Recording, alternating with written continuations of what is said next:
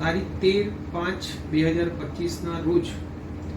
હાથીજડ વિસ્તારમાં જે લાલ કેવી સર્કલ પાસે આવેલ રાધે રેસિડેન્સી વાળી જગ્યાએ રોટવીલર પ્રકારના પેટ ડોગ દ્વારા જે બાળકી ઉપર હુમલાનો અકસ્માતનો બનાવ બનેલ હતો તે ડોગ્સને સીએનસીડી વિભાગની ટીમ દ્વારા રેસ્ક્યુ કરી અને દાણી લીમડા રેસ્ક્યુ સેન્ટર ડોગ સેન્ટર સાથે રાખવામાં આવ્યો હતો અને આ ડોગ્સને 14/5થી લઈ અને 19/5 દરમિયાન સીએનસીડી વિભાગના ડોક્ટર્સ,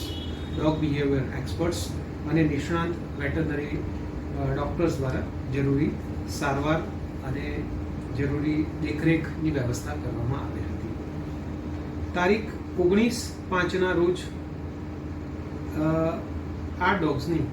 ટ્રીટમેન્ટ ચાલુ હતી અને એ દરમિયાનમાં એની તબિયતમાં બગડતા ટીક ફીવર થતાં તેને પાઉસ યુનિવર્સ હોસ્પિટલ કે જ્યાં તમામ પ્રકારની ICU, OT theatre, blood, gas analyser, ECG, x ray machines, ambulance આવા તમામ પ્રકારની આધુનિક સુવિધાઓ સુસજ્જ છે તે જગ્યાએ એને વધુ સારવાર અર્થે શિફ્ટ કરવામાં આવેલ હતું અને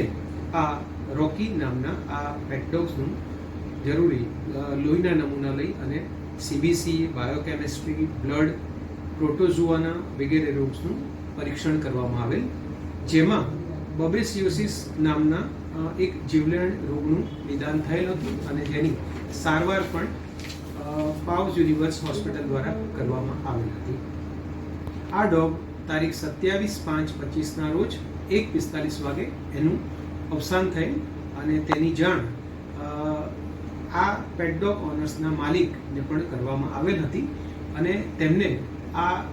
એની અંતિમ વિધિ માટે હાજર રહેવા અત્રેથી જાણ કરતા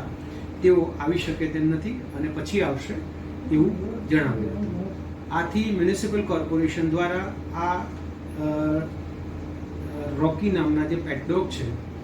એની અંતિમ વિધિ અને કાર્યવાહી તથા પોસ્ટમોર્ટમ માટે એક કમિટી બનાવી જેમાં પશુપાલન ખાતાના પશુ ચિકિત્સા અધિકારી, પશુ રોગ સંશોધન કચેરીના અધિકારી, police સ્ટેશનનો staff, સીએનસીડીનો police staff, CNCD વિભાગના veterinary doctors, dog behavioural experts અને ટ્રેનર આ તમામની ઉપસ્થિતિમાં તેને ગ્યાસપુર ખાતે લઈ જઈ ખાડો કરી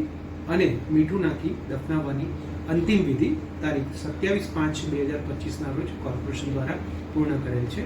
આમ મ્યુનિસિપલ કોર્પોરેશન દ્વારા આ ડોગ્સ જે ડોગ શેલ્ટરમાં રાખવામાં આવેલ હતું તેની બીમારી અને રોગ નિદાન તથા